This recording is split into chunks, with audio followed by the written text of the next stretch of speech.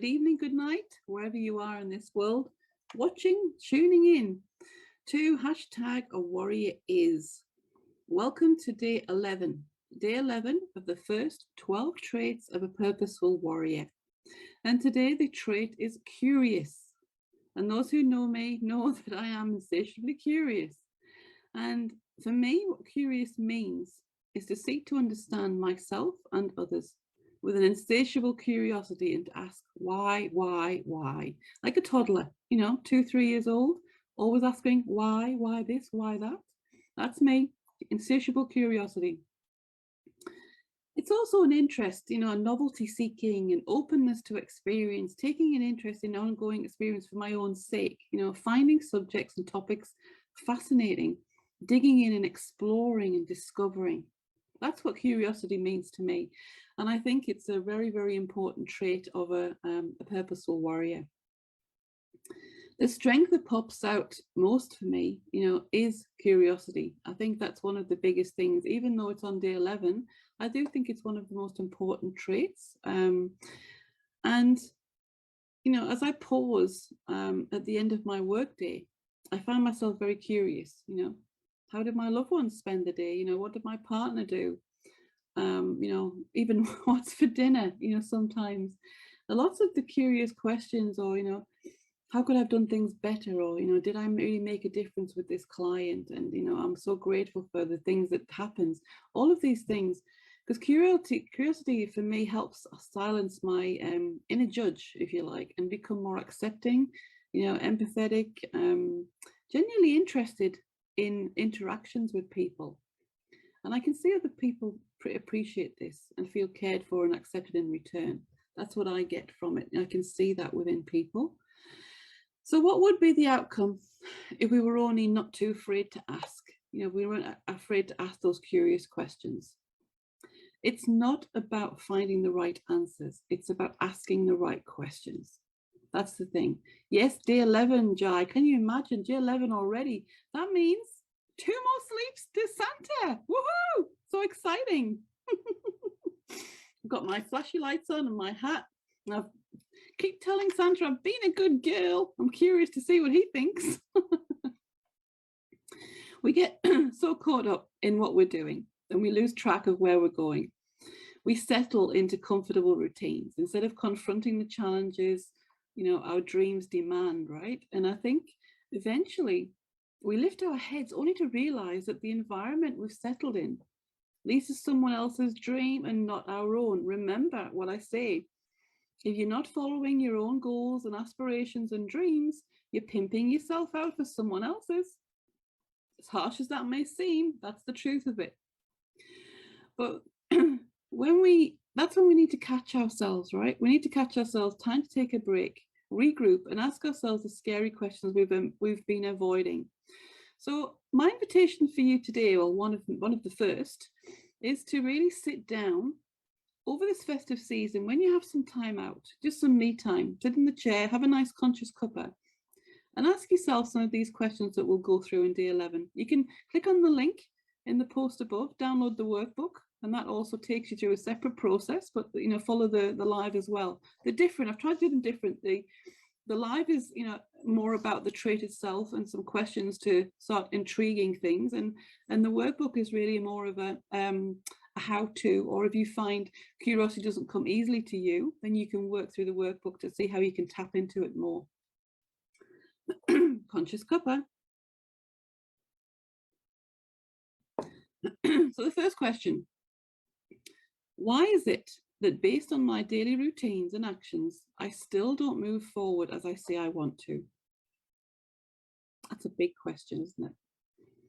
Because your life is a story and you're the author. The plot structure is simple.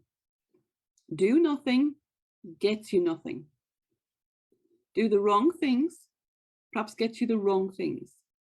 Do the same things and you'll get the same things. It only changes when you make change. An idea, after all, isn't going to do anything for you until you do something productive with it. In fact, as long as that great idea is just sitting around in your head, it's probably doing you more harm than good. That's the reality of it.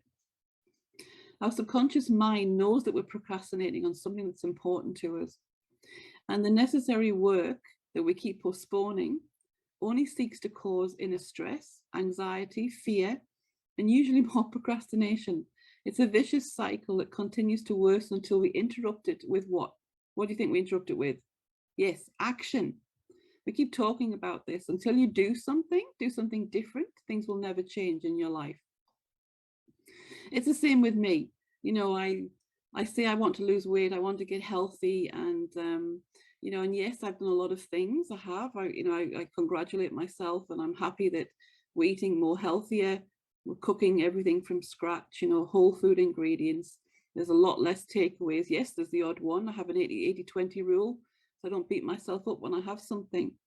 But I know that if I want to seriously do something about my health, which I say I do, then I need to change some more things.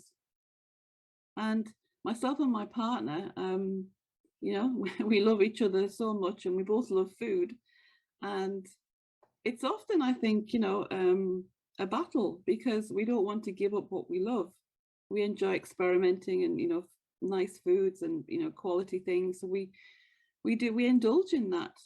But we both know that if we want to have a healthier lifestyle, there's certain changes that we need to make. So I'm going to go through these questions for myself over Christmas and really dig into why is it that I'm not doing what I say I want. I'm going to get really curious about it, because obviously I have a block or a challenge somewhere within myself to work on as well. So you're not alone. If you're watching this and you think, gosh, I really recognize, you know, resonate with what she's saying, you're not alone. I'm in this boat with you too. The second question is, are the people around me helping me or hurting me? And it's a big part of who we become in life, has to do with who we choose to surround ourselves with. Like I was saying before, my partner also loves food. So really my question to myself is being around him helping me or hurting me? I'm not going to get rid of him, but I know sometimes it's hurting me because we eat food together. So that's why we need to come together and agree and support each other. You know, so it's how we look at things, because we simply cannot expect to live a positive, you know, fulfilling life if we surround ourselves with certainly negative people. That's never going to happen. Not that I have many negative people in my life, and if I do, those I love with negativity, I just limit the time that I spend with them, so it does not, you know, interfere with my own well-being.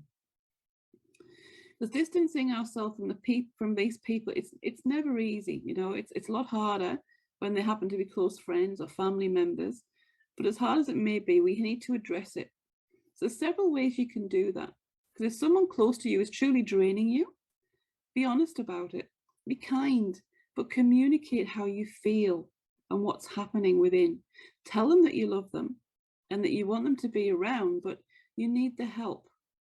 This is the conversation that I've had a couple of times with my partner, but I need to have again, because I need his help, that, you know, to be able to support me, and I can support him as well, so we can get healthy together and enjoy doing more fun things, you know.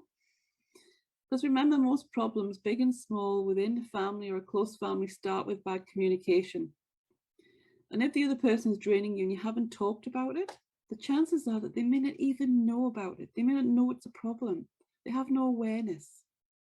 It's only when we're on this journey of self-education, self-discovery, do we realize that self-awareness is a thing, you know, and we become aware of things that, don't really want to be doing that anymore, but how on earth do I change it? Well, this is where we start. The third question is perhaps, you know, why have I been draining my own happiness? Because in life, we become what we repeatedly think about. You know, what our thoughts bring about our reality. So if our thoughts and behaviors aren't helping us, they're actually hurting us. And whilst others can influence, you know, you can listen to this, you know, live here, and you can pop up and perhaps you think, oh, she's great. You know, I'm really influenced by what she said and I want to take it on board. I can't give you happiness. Happiness is not an external thing. I made that mistake for so many years, thinking that everything outside me could fix me and that I would find happiness in making others happy. It's bullshit. It really is bullshit. I'm going to pick up the bear here even more. Happiness is an inside job. If you're not happy on the inside, no matter what happens around you, you will still be draining your own happiness from within. We have to disconnect external influences and achievements from happiness and get curious. Get curious, give yourself permission to be happy in each moment without the need for anything else. Just laugh, smile, whatever it is. Because I don't know whether you realize, I think I talked about it in a masterclass, several weeks ago now. When you laugh, your body and your mind does not feel, it doesn't feel laughter and joy as such. However, when you laugh, there's a physical reaction in your body that relaxes all of your muscles and eases your mind. So it's a psychological effect of laughter. This is why, you have laughing yoga, and laughter's infectious, I believe. Once someone starts laughing, I can't help but join in. And that belly laughter, that real, that pain in your belly when you have a really good laugh is so healing and good for you. I really encourage you to do a lot more of that with your family. Just go in and smile at them and laugh for no reason. See who joins in laughing. I bet they all do. Because it really just depends on how we think about it. We will be grateful for what we have and find joy, or concentrate on what we don't have and never ever feel like we have enough. It's a choice. And your choice is yours to make, like it is to mine. So get curious about this, warrior. That's my challenge for you. Get curious about it.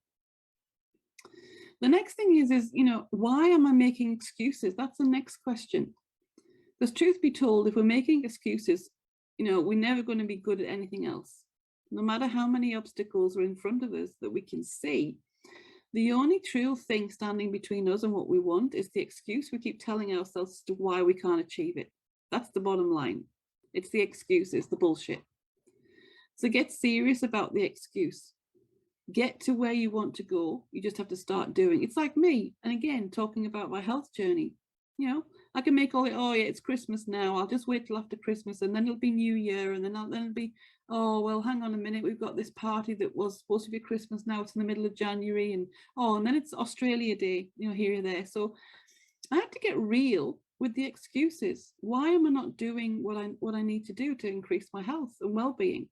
So whatever it is for you at the moment, whatever your Achilles heel is, your challenge, get curious about it. Start wondering and journaling and writing down, or just spending quiet time. What do you have to start doing to change? Get curious and why you're not doing it. Ask yourself, why am I am not eating healthy because, and what comes after the because is what's limiting you. So really write those things down. So remember that phrase. Perhaps if Jai, if you're listening, you could pop this into the group. Whatever the thing is that you want to change. So for me, for example, it will be, I am not sticking to my diet because ... And it's the words that come after because that is the stumbling block. That's the challenge, the resistance. So it's thinking about that even more, digging into that. Because this makes all the difference. Making excuses takes the same amount as making progress. Funny, right? It's the same brain power, the same energy, the same time. So the next question. Okay, so Jai's put in here, I'm not eating healthy food because for me, healthy food seems to be expensive. That's a great comment there, Jai. And I think that's true for a lot of people. We have this misconception that healthy food seems to be expensive. And yet, fruit and vegetables, if you buy what is in season, it's not that dear. You can actually, have your trolley full of nice, beautiful salads and fruit and vegetables and some, lean meat, chicken, fish, whatever it is that you have, eggs, lentils, beans, all these different things. And it doesn't have to be expensive. There are ways these days and places to buy them.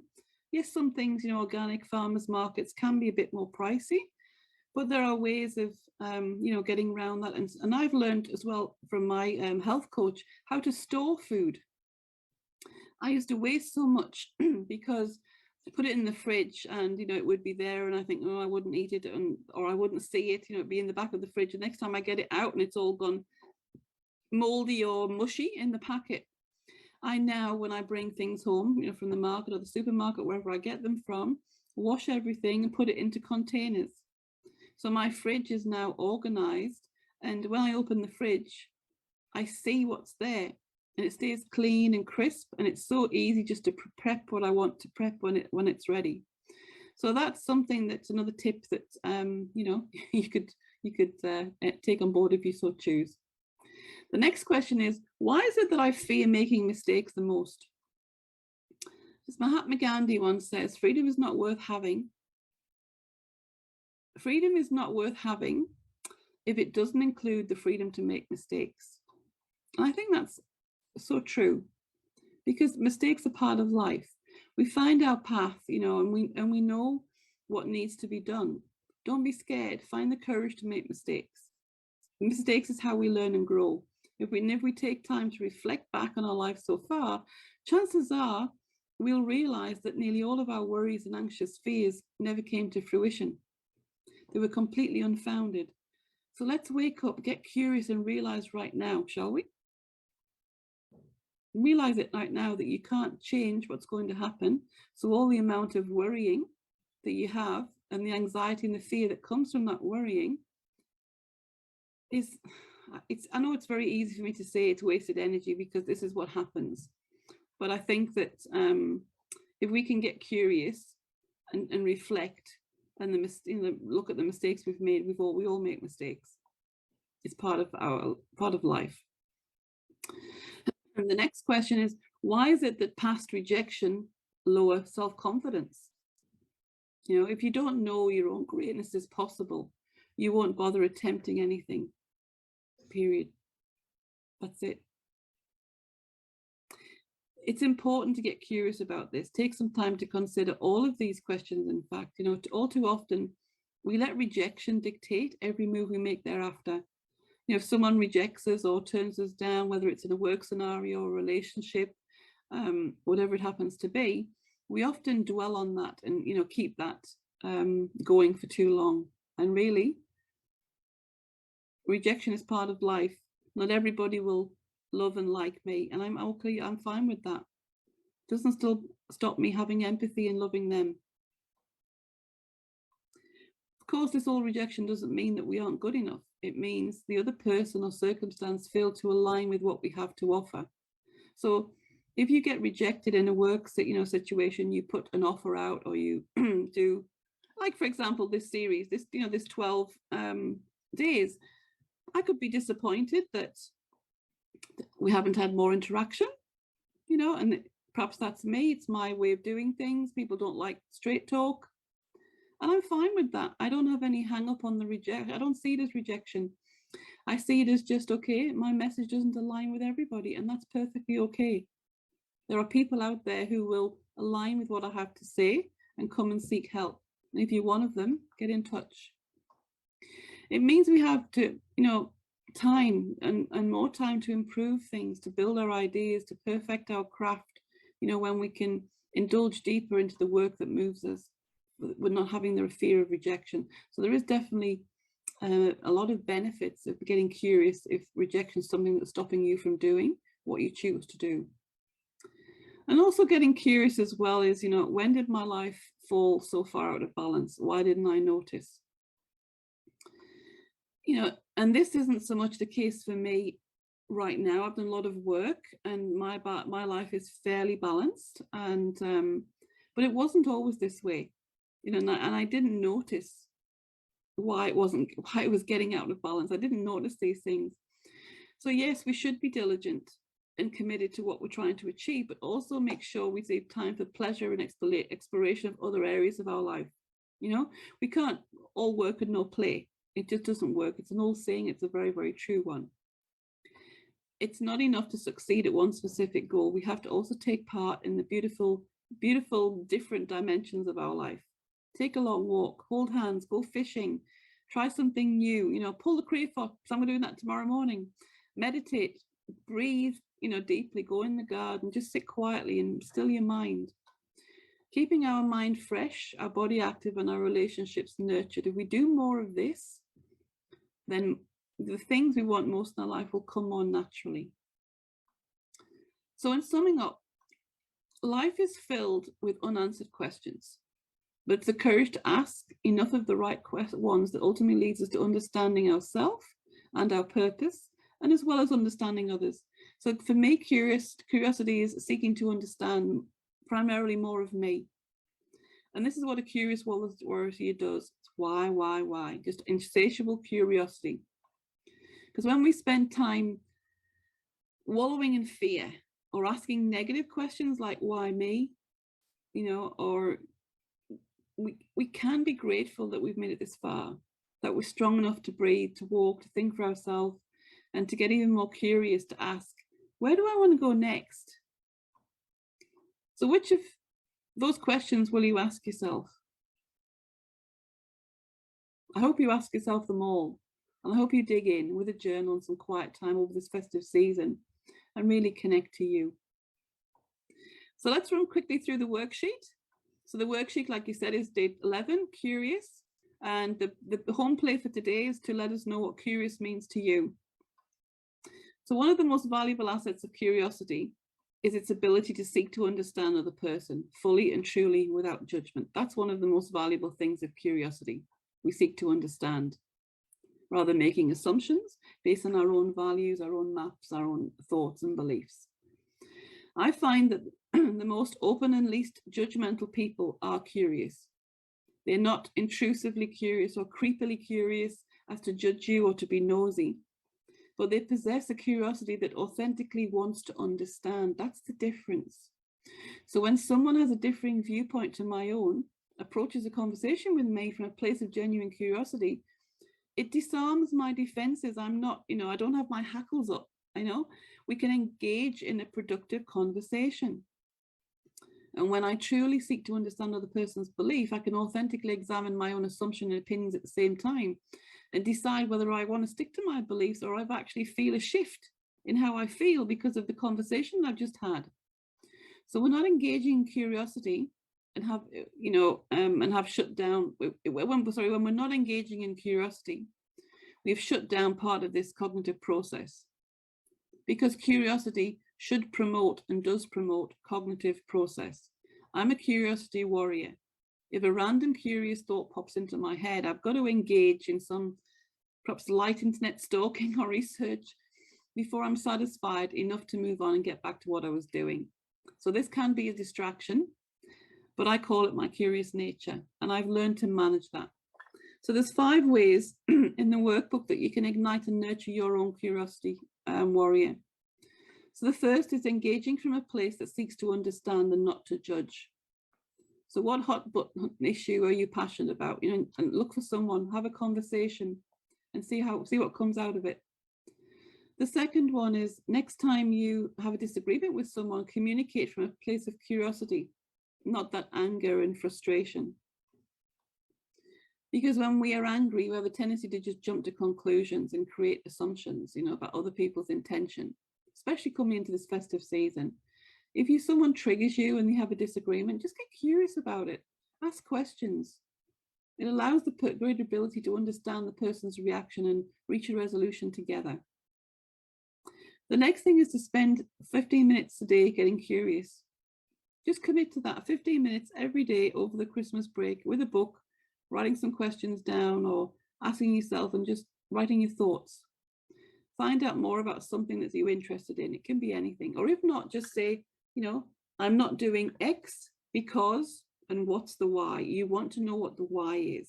That's your block. That's your resistance. Schedule a regular lunch, coffee or drink date with a curious friend. Come on, we all got at least one curious friend who's asked lots of questions. If not, schedule a virtual coffee with me. I can be your curious friend. And get together regularly, and like this and nurture each other's curiosity. And last thing is get curious with yourself. Maybe there's something about you that you don't understand. Ask yourself questions, delve into whys around understanding your beliefs and your actions. So my curiosity now wants to know, how do you nurture your curiosity? And what does your curiosity allow you to feel or accomplish? And like I said, the home play for today is to share with us what curiosity means to you. So I'll leave it there.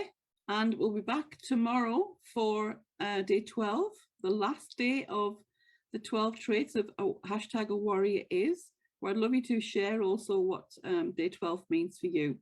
Also keep commenting, guys, keep commenting and sharing what things mean to you. You've got that chance to go into the draw again, day 12 draw, which we'll probably do late tomorrow on Christmas Eve.